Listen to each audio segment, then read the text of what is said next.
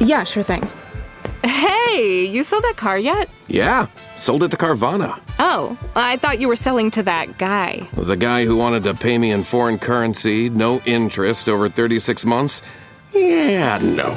Carvana gave me an offer in minutes, picked it up, and paid me on the spot. It was so convenient. Just like that. Yeah. No hassle. None. That is super convenient. Sell your car to Carvana and swap hassle for convenience. Pickup fees may apply.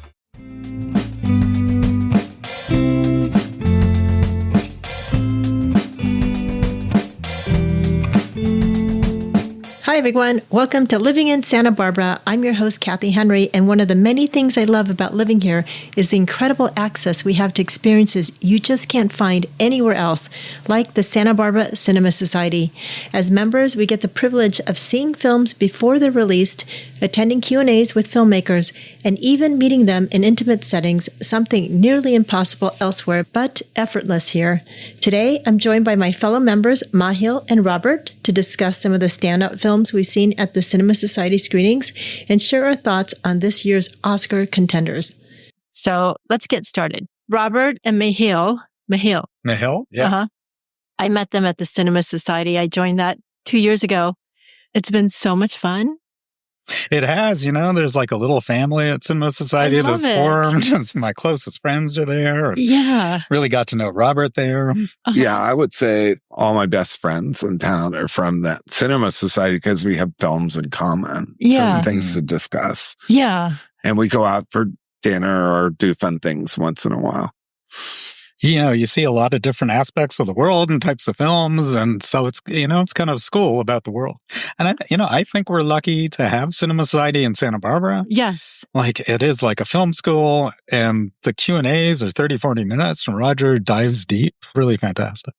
Yeah, you really get some of the finest artists in cinema. And Roger's especially, and his programming staff too, they're really attuned to international filmmakers. So we get the best of the best. Mm-hmm. I know. For instance, this year, one little screening we had was Armand. It was directed by Ingmar Bergman's grandson. Yeah. And it features an incredible performance by the lead actress, Renee Vresiv. It was a wonderful film, not getting any Academy attention or end of year awards attention, but remarkable for those who saw it that day. I think it was difficult this year. I really felt that there was a lot of amazing films. Mm-hmm. And there's only 5 nominees per category, right? Generally, right. Best Picture gets 10. Mm-hmm. Oh, got it. And everyone votes for Best Picture, so it becomes a popularity contest in a way. Oh, so wait, how does it work? Every branch votes for Best Picture, but in the smaller categories, it's far fewer. Like in the actor categories, only actors can vote that category. Oh, okay. It's not like, so if you are a cinematographer, you can only vote in the cinematography category? And then you can also vote for Best Picture. And that's it. Yeah. Mm-hmm. Yeah, I think I know, Robert is an expert of the Oscar race, but for cinematographer and other craft categories, it really can be a few hundred people, right? Well, that's whereas actors, I think that's the biggest category, several thousand. Oh yeah, that's true. It's huge. Wait, so, who are you guys? Can we just start? Sure. So, I'm Mahil, and my last name's Son of the Raja. Huh? So it's 12 letters. Yeah, that's the usual reaction. It starts with an S. It starts with an S. Okay, got that part. Son of the Raja. It's like Son of the Raja. But I would say if I were, I'd be living in Montecito. How do you spell it? Senath. Okay. IRA. JAH. That's a great name. It's not bad, it's not like 4 consonants in a row, like Polish names. So yeah. I like that pronunciation guide on your name. You need to send that to me. Son of the Raja.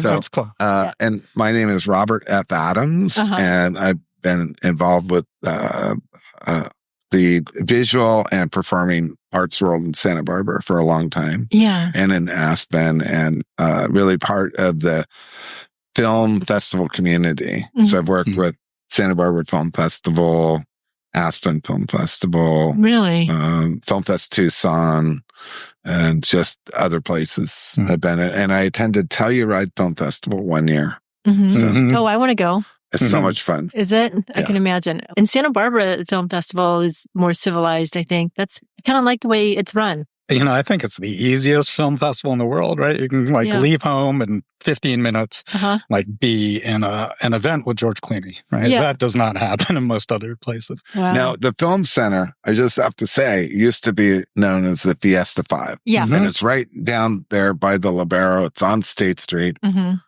Have you been? I haven't been yet. I have been. I saw Nosferatu, and I just had the great fortune to see The Brutalist, which is probably showing for the next couple weeks there, I hope. It's a great movie.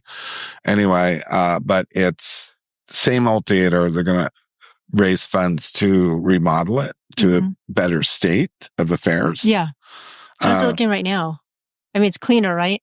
It's cleaner, and I'll tell you, I walked into The Brutalist. It was absolutely packed. And you're kidding. That's amazing. Theaters. People have been waiting, like me, for a couple months to see it since we first started hearing about it. So I forgot that we get a preview. So as Cinema Society members, we get to preview the movies before they come out. That's amazing.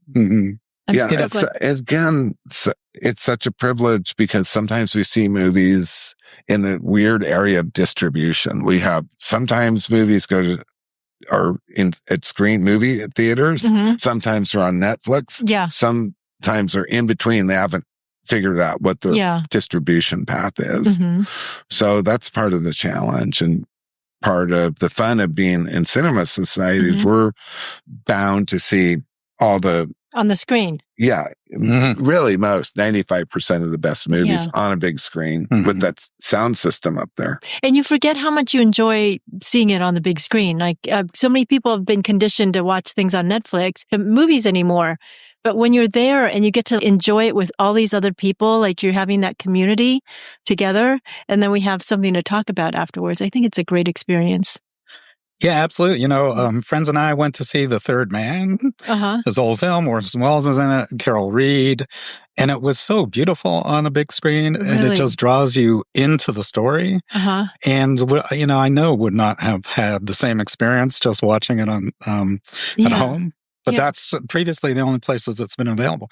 I feel really lucky. I know you feel, Robert, to have the Film Center in Santa Barbara, 5 screens showing first run commercial it's just films. What amazing. A great thing. I think all of Hollywood should move here and buy houses so they can live here. I know. Part of this great film scene, film culture that we have. The Fiesta 5 was suffering. They weren't getting much audience, and the film festival ambitiously took it under their wing a few months ago and took out a lease and are going to do some great things. So every week there's some art films. They're going to do a David Lynch retrospective. David Lynch just passed away at age 78. They're going to show most of his films. I can't wait for that, but it's after the film festival. Okay. Yes. So much to do here. I mean, we have Hollywood here, but it's in an intimate environment. And that's well stated. Yeah. It's a really nice, and it's laid back. Yeah. Very nice. LA. Great places to eat here. The restaurants and everything are great and all that. So let's dive in. I know. There's so much to talk about. What are the best movies of the year, you guys? Okay, what do you think? What are the best movies? Well, we had our list that we put together. Which, what were they? Well, here it is. Robert, do you have a favorite? I have it. Amelia, these are the top movies. Amelia Perez, The Brutalist, Honora, Conclave, Will and Harper, Sing Sing, Civil War, and The Room Next Door to some extent. Those are last two are sort of off the director, but the films that are they're getting all the attention from critics. Well, there's also a couple others. Oh, Wicked. Right? Yeah, here's Wicked. I mean, we have, let's see, we had, A Complete Unknown. That is getting a lot of attention. Did we see that before it came out?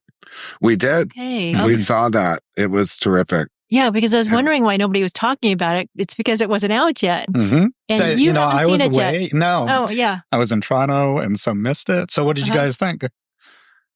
What'd you think? I loved it. I saw it twice. I dragged somebody else. Actually, my son, did he see it? He didn't go. I know he should have because he's a musician.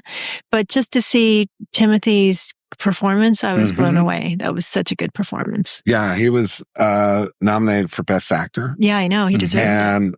And 2 other nominations. Monica Barbero, who played the young Joan Baez. Yeah. Did an uncanny impersonation of Joan. And Edward Norton played he was so good too. the great singer Pete Seeger, who I met numerous times after concert. You're kidding. No, he performed till he was almost 100. Wow. He performed everywhere. At UCLA, I saw him, San Francisco, New York. I saw him in all these places. He's really a neat guy. And Edward Norton is so good in that part. Yeah.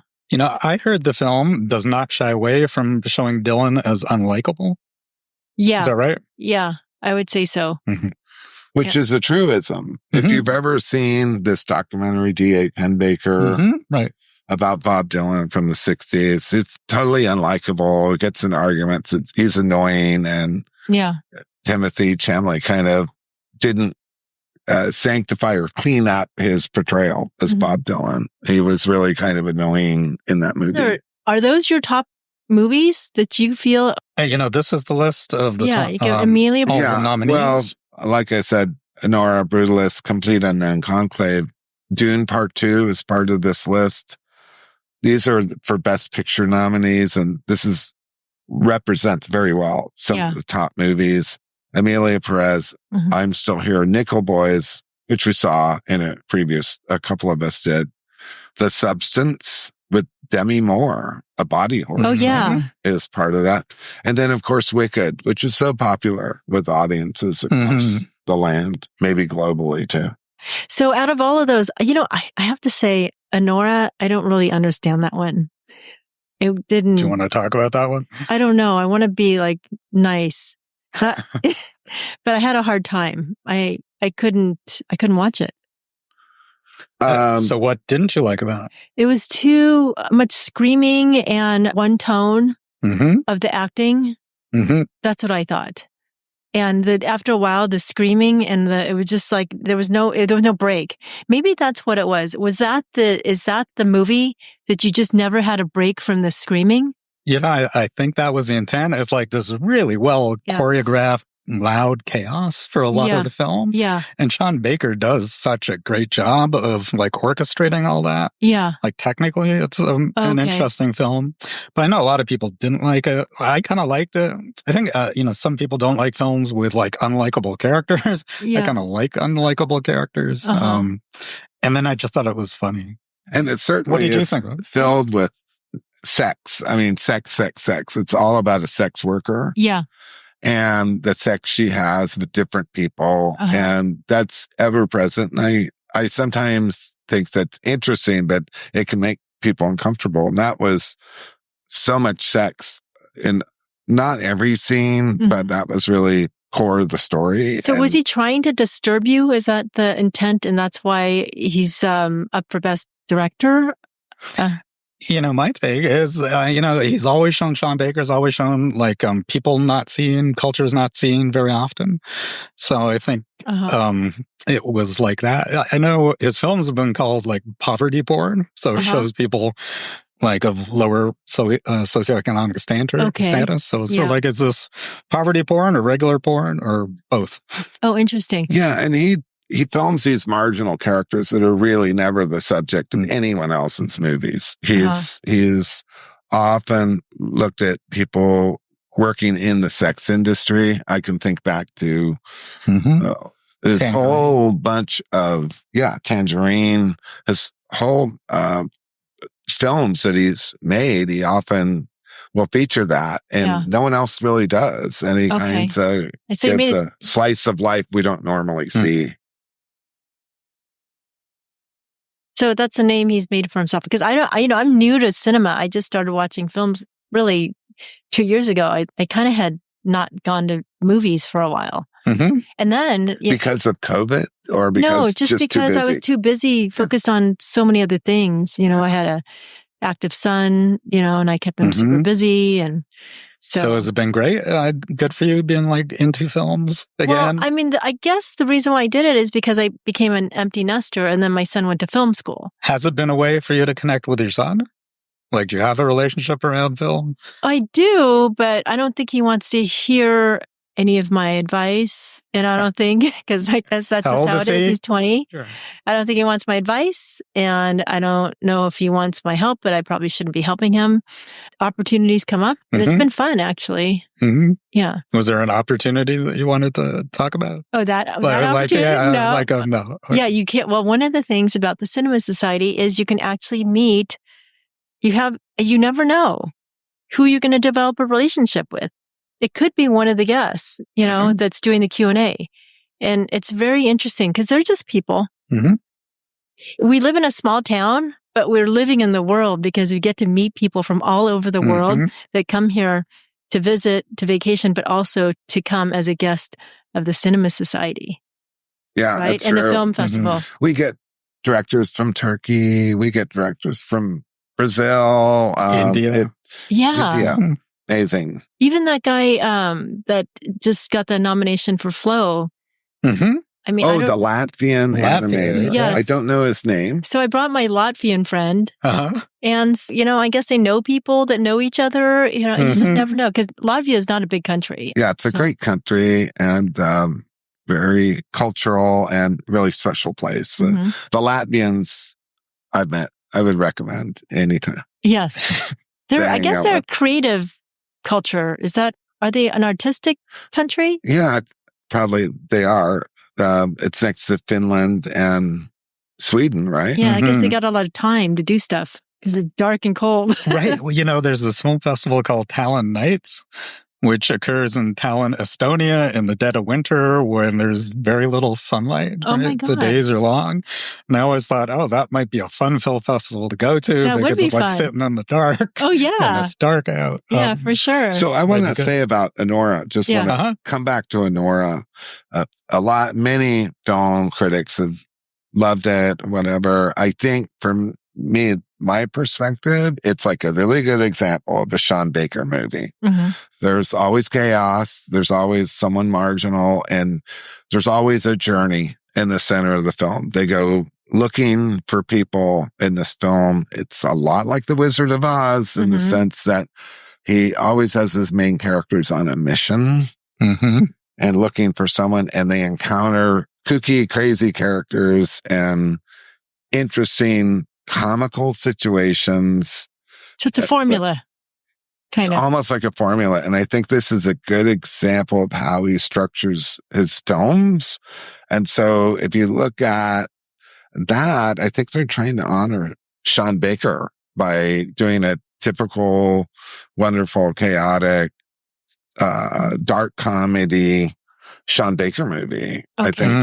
I think that's part of it. I think I need to watch track it. Record. Yeah, I didn't finish, so I'm going to go back and try to rewatch it. But there's a lot of love for Sean Baker because he started with this film Tangerine years ago, and it was shot on iPhone. Mm-hmm. So it was one of the first DIY you can make a film on your iPhone and actually have it get a theatrical release. And so he kind of opened a lot of doors that way. Oh, interesting. So I think the Academy may honor him because of that. Okay. And then what else we have? We got The Brutalist. Let's go talk about that. We got The Brutalist. Okay. So to me, have you both seen The Brutalist? Yeah. It was incredible. What a story. However, the architecture community doesn't love this film because they felt like history was toyed with. But I would like to remind them it's just a fictional story. It's just a movie. But they knew it was based on 3 or 4 different European architects that were working in this country. And they feel like it's not that accurate, but I felt like just follow the story. It's a real saga between when an immigrant first arrives in this country and his journey through light and darkness. But was it really like that? You know what I mean? Was it Guy Pearce that played the guy, the American? It was exaggerated. It wasn't really like that, but the story is everything. The filmmaker was trying to tell a fictional story. Yeah. So he took license with some history and some behavior. But that his character, his personality reminds me of somebody. It's just Guy Pearce. Oh my God. Yeah. Someone you know? Oh my God. That is so, yeah. Kind Beware. of. Yeah. I mean, not in the evil sense, but just kind of in that kind of the way he carries himself thing. It was really fun. What did you think, Mahil, of The Brutalist? I really liked it. I kind of read about it, and I tried to see it in Toronto at the film festival and missed it, and so was really excited to see it here. And it kind of exceeded my expectations. It's like this 3 hours and 15 minutes with an intermission.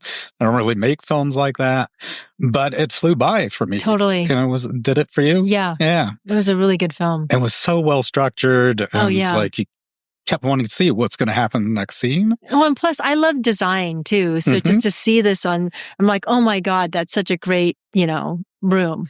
Here it is. I'm just going to say the essence of this popularity of this film with certain audiences, as they are into design, they're into good acting, they're into history. I think it really appeals to really, intelligent people that live in the world that live in a nice world of design and architecture and art and relationships. And this is very different from the character set in Anora that Sean Baker portrays. Two different. That's why. You're not going to target the same demographic with those two movies. No, but I walked into a theater. It was absolutely packed for The Brutalist. I couldn't believe it. I looked around and there were artists and writers in the audience. Really? You can tell? Like, oh yeah, you have those glasses. You must be an artist. And they're all waiting for this movie. And, but it's, it is long. I know Robert is very knowledgeable about architecture, landscape, and otherwise. I can imagine. Can I ask you, Robert, what was the controversy about the architecture, and do you like brutalist architecture? I love the adventure that was done with architecture in the 20th century. I love the experimentation and minimalism, but the brutalist shows the brutalism architecture, but maybe it's not as pure as history really was, but it was kind of based on a church that an architect from Europe designed in Minnesota. Yeah. And they switch everything to Philadelphia, the countryside of Pennsylvania. So, how would you describe brutalist architecture? Well, it's very minimal for one. It's almost like fascist type of architecture. It uses a lot of concrete. It touches on a lot of very modernist, minimalist themes. But also what's the word? Like a monstrosity kind of thing. That's a negative word, but a lot of people have used that. Well, it's very different. Yeah. It's not it has that kind of tone. Severe. Yeah. Large scale, and facades or non-human scale. But, so it's very interesting architecture. And I think people were kind of fascinated to learn something about that history. Yeah. And there was this huge impact that these European architects made on design in this country. Well, still, and for that type of architecture, they found commissions, they found clients, they found corporations to do this work. I actually Googled where is is there brutalist architecture in Santa Barbara? And it came up with UCSB, Stork Tower. Oh, yeah. And then it referenced Munger Hall. I don't know if you remember that project. It was this big proposed dorm that finally got killed. Oh, that one without the Charles windows. Munger, yes, without the windows. So now it's going to be this brutalist, modern brutalist monstrosity. Crazy. What would that be like?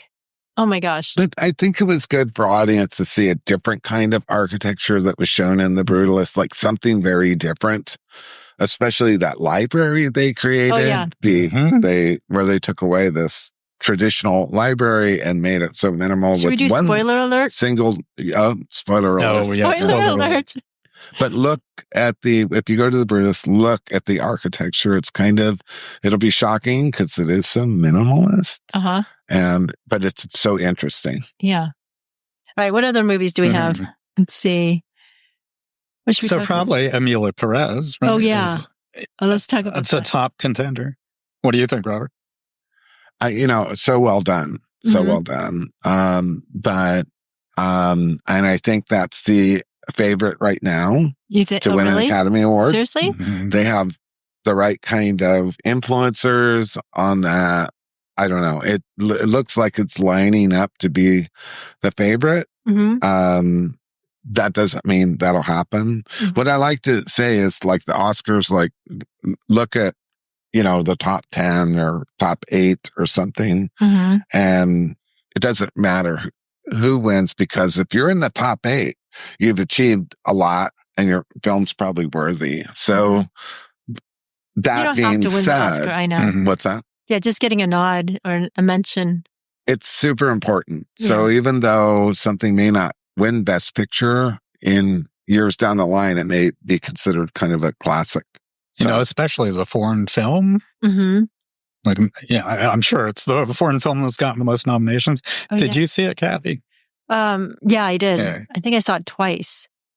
It was interesting that he did some things that were just not perfect. Like some of the singing. It was intentional, obviously, but that kind of surprised me. Are you getting at the fact that when they sing as the characters, they don't have like perfect voices? Yeah, like some of the other characters. A little bit messy. Yeah. Not like Wicked, for instance, where you had veteran performers that are so good. Yeah. And polished production. Yeah. The songs have been criticized as not very good. Yeah. And they're interesting mix of songs. But do you remember El Mal, where Zoe Saldana comes out in this red velvet suit? El Mal? That's the song. And it's nominated for, I think, Best Song. Really? Yeah. But that scene, just the way he shot it, just popped out at me. It was like, sort of went, wow. Just because of the way it was edited and shot, it's so kinetic. Well, I love musicals too. I love going to musicals, and I love the dancing. It's just Well, one thing they had in Emilia Perez, I have to point out that I've learned, is the composer of the music, the songwriter, Camille, and her business partner and life partner. I don't know what his name is, but when they had Selena Gomez, who plays a major part as the wife of she did a great drug job. cartel leader. Yeah. She was great. They worked with her back and forth to create a custom song for her that was in her style. Yeah. So she had something written for her by those film composers, and that song that she sings, called El Camino, is nominated for Best Song. And it's just another terrific number, and she's very polished, and it shows. Oh, she's so good. It was really nice to see her singing again. Like I haven't, she's an ex-Disney star, isn't she? Yes, from what I she remember. is. Yes. Yeah, I did not see her Disney work, but that's what I understand. So we have those two songs, El Mal and the Camino song, just remarkable in that movie, and the way they're staged and everything. Yeah. So, strong movie. And good story. Good story. Yeah, good storyline. Very compelling. Yeah. I thought it was really dazzling. Like the filmmaking is just so different. The idea of the film, the conceit of the film is so different. I kind of love sort of more ambitious, if flawed, films than like a perfect genre film. Yeah. So, I really love it. This filmmaker making this film and putting unlike elements together. Drug cartels and music and dance numbers. The combinations are just wild in that movie. Can you imagine hanging out with them when they're trying to come up with this stuff? Yeah, it's like the most unlike elements. That's so funny. Do you think it was about anything? That was like, I loved the film because it's so interesting. The filmmaking's so interesting, but I sort of thought back, oh, so what was that about? Was there a theme? To me, it was about your assumptions, how you could be so wrong. Yeah, because there's this leader of a drug cartel who's transitioning. All of it. There's so many different things. There were so many different aspects and then at the end, it was her assumption. She didn't see that was actually her husband. That's a really interesting take. Very ambitious film. I thought it was, really great to watch in some ways, but also in a way I feel this way that it almost glorified the wealth of a drug cartel person in certain ways. So that chafed me a bit. It tainted my thing because it's really about people that have unlimited funds to do what they want. Yeah. Actually, there were a couple of movies that disturbed me. It was Civil War and The Order. Just with the whole election and all the stuff, I just felt like it was not a good time to be putting these films out. What was Civil? That was the picture with Kirsten Dunst about kind of a revolution or kind of a battle in this country between California and Washington. Something like that. It was interesting. So it sort of showed that it wasn't necessarily grounded in reality, that it was Texas and California, I think, were this rebel group fighting Washington. So in this fantasy of the film, Texas and California have a lot in common. But good films. So what did you think of Conclave? We haven't discussed Conclave. Now, this is about selecting the Pope at the Vatican. Yeah. And it was a well-told story. What'd you all think? I loved it. I thought it was a great movie. It was so dramatically colored and shot. It was just a really good drama. Yeah, I feel the same way. It was like a good drama you can kind of relax into. And, the storytelling, the filmmaking was just oriented towards the story and the characters. And it was, I sort of thought, hey, this is kind of like a competition documentary. It's like cardinals on cardinals competing to be Pope. And there's some of the same drama of a competition doc. Does that really happen? Who knows? It was a fictional story based on a book. Yes. So, but obviously really well told in the filmmaking style with great acting from an ensemble cast, really, including Ralph Fiennes, who's going to be having a tribute at the upcoming film festival in a week or so. Yeah. Did you like it, Robert? I loved it. It's a movie. It was. I was always aware that it was a movie, but I just thought it had a really good flow. And this director, Edward Berger, directed All Quiet on the Western Front a couple years ago, and such a good storyteller on film. He just beautiful cinematography. Like the shots were chosen really well, and the coloring I thought was, I thought it was great cinematography. And the composer again, he did the score for All Quiet on the Western Front. For this Conclave, he used weird instruments that he discovered. He's one of the most interesting film composers out there. Was he a guest? Yes. Okay. Yeah. Actually, you can see all these interviews, these Q&A on YouTube. So anybody who's listening, if you want to listen to some of the Q&As, it's on the Film Festival channel, right? Yeah, absolutely. Yeah. And I've gone back and looked at a few of them, and they are such a good film school. Oh, totally. Yeah. So what did you guys think of Sing Sing? Oh, I loved it. Yeah, me too. Yeah. What did you like about it? It was just such an inspiring story. And I don't know, the way Coleman Domingo delivers his character with such kindness, it's amazing. And he's actually like that in real life. He's just such a kind soul. That's what I loved about it. Yeah, me too. You said, hey, it was a movie about Conclave. This, I thought, was a movie too. It's like really interesting characters and story and dilemma. Yeah, it was such a well-told story. It was based on a book. I think it's up for Best Screenplay Oscar. But it was just such a good story done on such a limited budget. You could just see. What was the budget? It was small.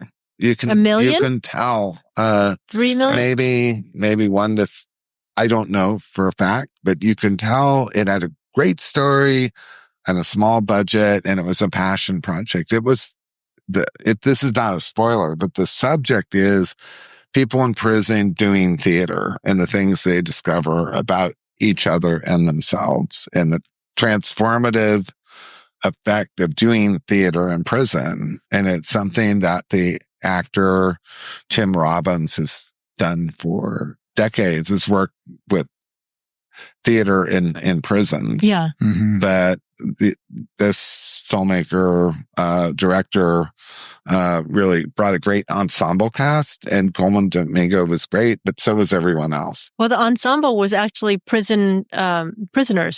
Yes. Mm-hmm. Real prisoners. Yeah. And that one guy, remember that bad guy? He did such a good job. Like, was that his first job? First acting role? I think it could have been. He may be up for best supporting actor. Let's just check the list. No, he didn't make that list. You're kidding. He really should have. Splash. Oh, there were so many people that deserved to be on the list. You know, he was so scary, but vulnerable at the same time. Mm-hmm. And for a non-actor to do that, I thought was remarkable. Yeah, I think he should have been. I mean, did they even talk about him as being a possible nominee? They did. He made. He's going to get film roles as a result of this appearance. Mm-hmm. I know Coleman Domingo is going to have a tribute for him and this movie at the film festival. Mm-hmm. Again, that's going to be about a week and a half from now, toward the end of the festival. Yeah, and this actually, this podcast might not air until next week, but so just FYI. Anybody who's listening, that might be in a few days. Yes, or it might have been yesterday. Yeah. Let me ask, I did not see Wicked. Oh, yeah. What did you both see Wicked? I did. What did you think? I wasn't familiar with it, but I thought they did a great job. I was really, it was so popular with audiences, but I found a lot of appealing parts. For me, the Ariana Grande character was such an original. Oh, she was so good. And so unique. Yeah. And the way she was. And Cynthia Erivo, just, she's up for Best Actress. She's grounded the whole thing with this strong, deeply felt, interior, believable, credible performance. She really grounded things. Yeah. And the appearance by Peter Dinklage as the voice of the goat was fantastic. And a lot of young actors on the up and up, they're coming up and their careers were introduced in that film. It was really something to see, but really enjoyable. I mean, it's not the type of movie I go to see, so... but it was really good. I agree. I would say it was really good. Yeah. But, you know... Yeah. What about The Substance? Should we talk about that? Did you see that? I did not see that. Okay. Substance was hard for me to watch. It's a kind of a body horror film along it was the lines of a lot of blood and some weird body parts and nudity, but also body parts and kind of an exaggerated style. Think of that Dennis Quaid character running the show as a producer of the show, and how exaggerated that performance. Not my kind of movie. I like quieter, more deeply felt kind of movies. It was really had a style to it. What'd you think? Are there holes in that movie? I find holes disturbing. Like plot holes? Yeah, I don't know, but I think it was in her skin, or maybe her, I don't know, maybe it's just it kind of made me feel like that. Where you're watching something that disturbs you but fascinates you at the same time. So these were holes in her skin? I don't know. There was something going on with her. There was a lot of darkness. There was something going on with her skin. There was stuff going on with skin. There was coming out of their skin. I don't want to do spoilers, but there was some wild stuff, wild images in there, like when they eat meals, just wild stuff. And it was like very far out there. And, you know, Demi Moore was good. Margaret Qualley playing a young version of Demi Moore was terrific. Oh, yeah.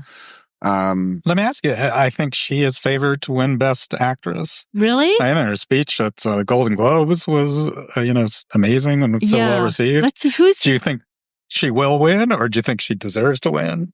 I think she does. Why is, let me see the Oscar nominees. I think there were so many great actresses. Who are all the actresses that? Okay, this is a great category this year. Cynthia Erivo in Wicked, Carla Sofia Gascon, a Spanish actress, in Emilia Perez as the lead character. Yeah, that was just very compelling. Well, that's also interesting because she born? She was The youngest of the whole group is Mikey Madison, who plays the lead character in Enora. She's like the young. That's amazing. Just a great performance. What a great opportunity for her. I mean, to play that role. It's really. The film really depended on her and her performance, and she pulled it off, and it was really complex. And then Demi Moore at age 62, she's probably going to win the Oscar, but doesn't matter. And then what I think was the most touching performance was Fernanda Torres. Oh, yeah. And I'm Still Here, which was Brazil. Brazil? Yeah. Okay. Yeah. Brazil. She's such a... And that was amazing. And we got to meet her at Cinema Society. Oh, yes. And she's so accomplished, and the role is so rich, showing that's my style of performance. But this is a very strong category. The actresses just ruled the roost this year. I know. I mean, so why do you think Nicole Kidman didn't get a nomination? Because there was just too many? Yeah, she was in Baby Girl. Yeah. I didn't really love Baby Girl. I know that was maybe more a commercial film. Yeah. But, I don't know. Maybe because it was too commercial, the film? Yeah, or maybe it was an Academy film. But I don't know. Did you know, Robert, is there love for Nicole Kidman within the Academy? I don't think so, because she's been in the Oscar conversation for so many years. I think they're a little bit tired of her. Has she won? Meryl Streep. Yeah, she won for The Hours, I believe. Oh, right. She played Virginia Woolf, and she was terrific. So she's already won. But she's been in this Oscar conversation, sort of like Cate Blanchett, year after year. And I think that the Academy is just kind of looking for new territory. There's also The Room Next Door, that performance. What'd you think? Tilda Swinton was terrific in The Room Next Door. Amazing. Playing someone that wanted to commit suicide. Yeah. And, but it didn't get great distribution. You didn't see it, but it was a classic performance. Deeply felt. It was Tilda Swinton and Julianne Moore, right? So two of the greatest actresses playing together. Yeah, and it was a really interesting film. I mean, the film is about death. Yeah. But it's sort of like an observant view of death than like a really emotional, traumatic, anguished view. And I thought that was really interesting. There's sort of an acceptance in it. Yeah. And the script was beautiful. So I thought the ideas were beautiful. And, it's Pedro Almodovar. So the set design and the clothes were all really gorgeous. And the house. Amazing. And this was his first film in the English language, even though he actually filmed the whole thing in Spain. Supposedly it was set in the US, but some of the settings, the lighting, the music were all wonderfully crafted. And it was a very watchable film, but in a very sensitive, difficult subject matter of, how do you say that? Euthanasia? Euthanasia? Yeah. Euthanasia is a difficult subject. Yeah. And he was here to do the Q&A, and I got to meet him. We got to meet him, right? Did you? I'm trying to think if I talked to him. I did not talk to him. Did you talk to him? Yeah. He's Pedro Almodovar? Yeah, just like some regular dude. With a crazy imagination. One of the masters of Spanish cinema. His body of films is incredible. And one of the great international directors of our times. But you can tell his love for art because he was talking about art. There was something about the art on the wall in the film. I can't remember what it was. Art on the wall and the colors, just the bold colors he uses and the settings he uses. I mean, you talk about modern architecture. He featured the main house in that film was a great example of modern architecture. That house was kind of a character, right? You see it all the time, and it's beautiful. Just gorgeous in a kind of, it's not brutalist, but it's modern with clean lines and beautiful setting with the backdrop of a forest. Yeah.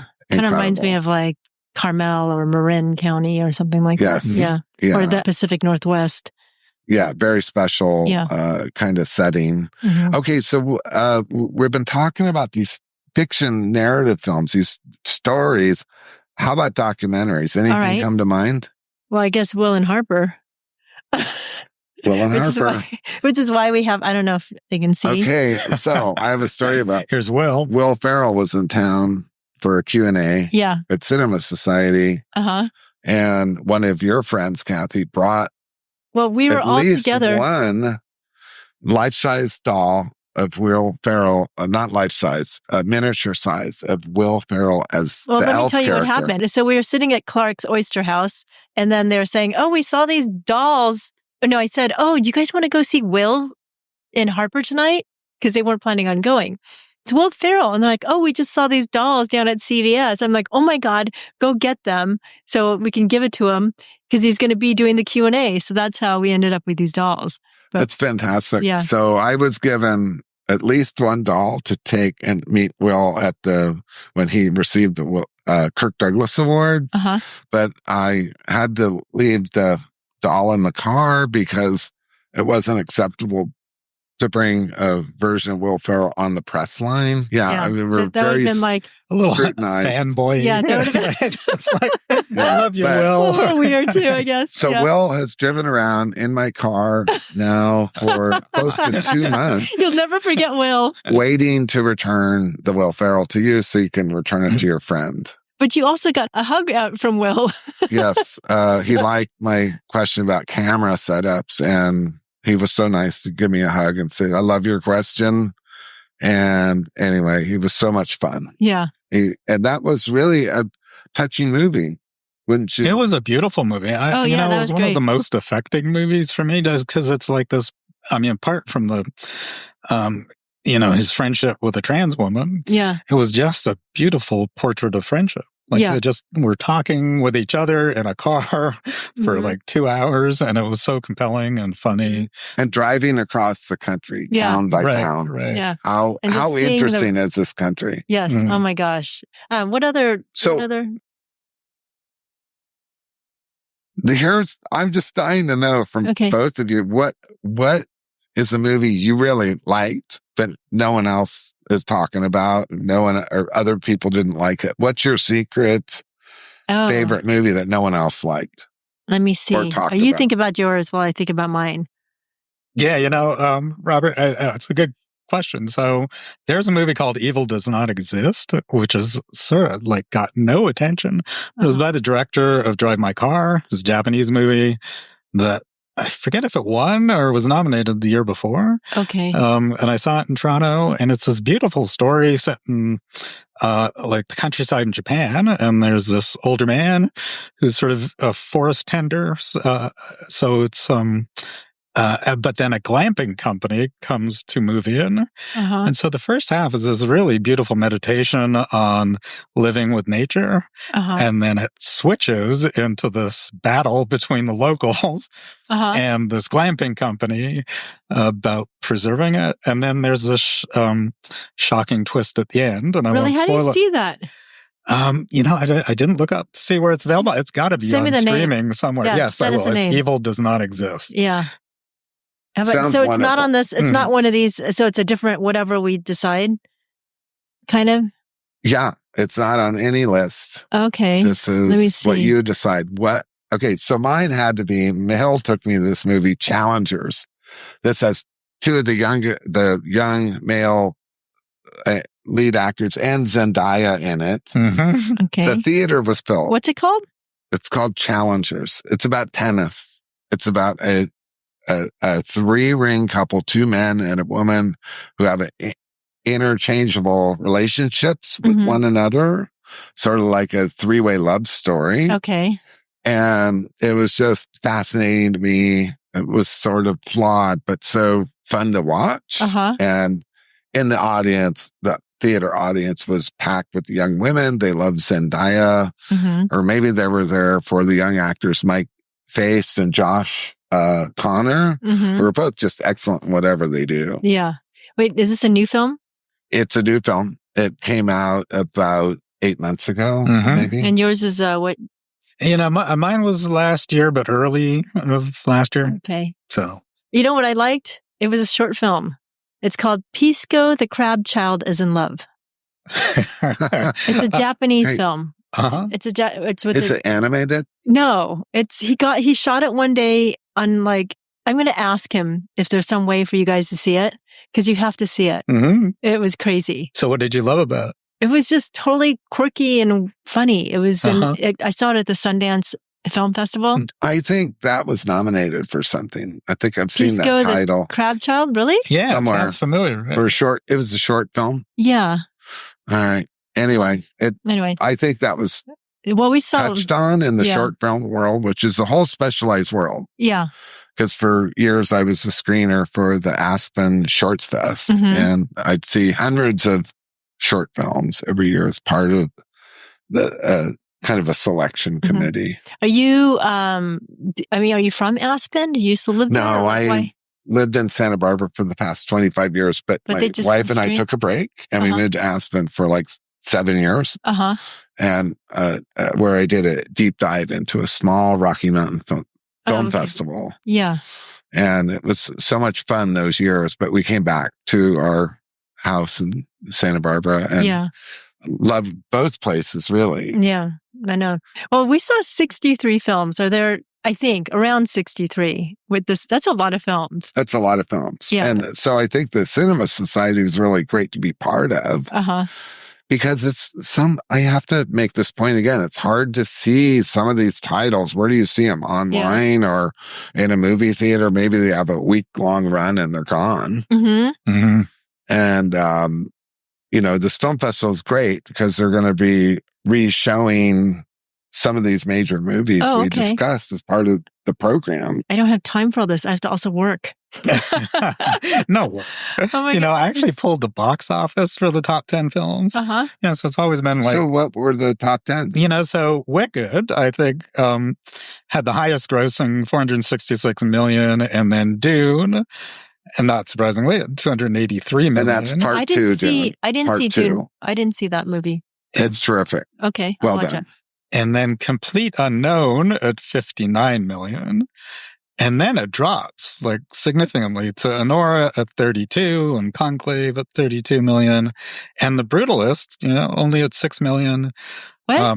You mean for the life of the film? That, I pulled this, it's from AP and it was last week. So 20 years. Only got 6 only 6 million. Yeah, I'm not sure. But here's the thing about Brutalist. It was just released. It's filling theaters. Okay. That's what I heard. They're shocked at the people coming to see The Brutalist. So but usually this is the beginning story of The Brutalist. It's because it's long. It's not programmed in every town. Oh, yeah. But where it is programmed, I understand. I just read something where it's just filling the houses. Just like here. I walked in, place was packed. Like Challengers was packed with Zendaya. That was packed. It was that same level. I couldn't believe the number of people. No, I think that's part of the reason the Academy might pick Brutalist. So it was made for $10 million, right? Amazingly. Yeah. Because it looks like it costs a lot more. And I think the principle is if you can make a film about as arcane a subject as Brutalist architecture, this period piece, and have people come and it makes money, then that opens up, a lot of stories for filmmakers. And, hopefully producers and studios to actually fund those kind of films. Yeah, because right now I think it's always been the studio's rule, but it would be nice to see more art in film. Yeah, look at this story about Flow. Flow is animation, feature-length animation from Latvia. Yeah. Okay. It's become everyone's favorite, but the thing is, Disney's not behind it. No, he did it all himself. He did it all himself. With pretty much. Even a small crew, but that is really making waves. I find that encouraging. I find that diversifying, so many years, some kind of Disney or Pixar does some animation that gets all the votes and wins. Yeah. I'm so happy to see Flow. From what I understand, I haven't seen it, but I understand it's beautiful to watch. There's no language spoken. It's mainly visual and music, and it's just making a splash worldwide. So look for that to win the Best Animated Feature Film Oscar over all the bigger production companies. Yeah. I'm just incredibly thrilled to see that. We have to break the Disney cabal. Oh, yeah. Or the Pixar cabal on the feature-length animation. Yeah, I agree. Movies. Yeah, I loved it too. You know, it was such a gentle movie. Yeah. I just relaxed into it. And, you know, and thematically it was great. It was about overcoming fear. That's a powerful theme. Yeah. So should we end on that and let's see what happens after the film festival? Should we do this again after the Oscars or like a postmortem? Yeah. What do you think? If your audience loves movies as much as we do, why not? Yeah. I mean, sure, we'll be paying attention to all that happens at the Academy Awards. Are the three of us going to bet on like picks the winners? Who's gonna win? And what are we going to bet? Let's see. How about the elf doll? Yeah. I winner think gets the elf gonna, doll. I don't know. Eventually, or loser gets the elf doll. The loser gets the elf doll. We need to keep it. Do not return the Will Ferrell elf to your friend because we're going to. They already have one. They already have one. And then next year it'll become an ongoing thing. But I want to thank you for having us on. And, we love talking about movies as much as you do, Kathy. It's fun. Yeah, thank you so much, Kathy. Yeah, no, it's really delightful fun. I'm so to be glad on. we got to do this. Get to know you guys a little bit better. So, all right, what are we picking a winner? Do you want to do it now? Or? Yeah, let's just figure it out. Okay, let's go around. Kathy, who's winning? The best picture? Yep. I think it's going to be Amelia Perez. I'm going to say Brutalist. Oh, really? Or you can't Nora? change. Okay. I'm going to say The Brutalist. Really? I'm going to say The Brutalist. It was very ambitious and holds together. All right. But before I saw The Brutalist, I thought Conclave was really the best movie of the year. Yeah, that's a good movie. Should we just do Best Picture or Who's going to win Best Actor? We got who's up? Who's up? Timothy Chalamet for A Complete Unknown playing Bob Dylan. He's going to win. Adrian Brody playing the architect in The Brutalist. Yeah. Coleman Domingo playing the theater guy in Sing Sing. Good performance. Ralph Fiennes, who plays the kind of cardinal that leads the Pope choices. And Sebastian Stan in The Apprentice, which he was never so saw. good. We didn't talk about that. Who did he play? Wait, he was Donald Trump. Donald Trump, right? Mm-hmm. He was so good. He was. You have to watch it. Even if you hate Donald Trump, you have to watch it. It's a good film. We've got to talk about that. Yes. That was a really good. He's not going to win. Who's it's winning? Timothy. He's been out doing Saturday Night Live. Mm-hmm. I mean, he's out there, marketing, and his PR guys have him out. So he's going to win. That's what I think. I'm going to say Adrian Brody. Okay. He's got a body of work. I think the Academy wants to honor it. It's part of The Brutalist. I think it's going to be Timothy Chalamet because he's working the room. Totally. He's everywhere. He's everywhere doing it. He's such a nice man. I've had the opportunity, young man. I've had the opportunity to meet him 3 times. Okay. He's always so nice. Yes.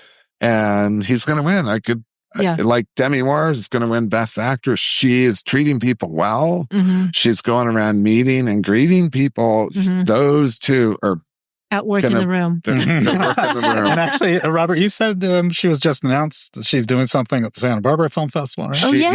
She's what is it? there. They're going to show The Substance, and she will be there for a Q&A. Oh, that'd be great. And it's just something that came up just overnight. So you could tell her agents and her Oscar campaigners are working behind the scenes. Totally. To put her in front. Yeah.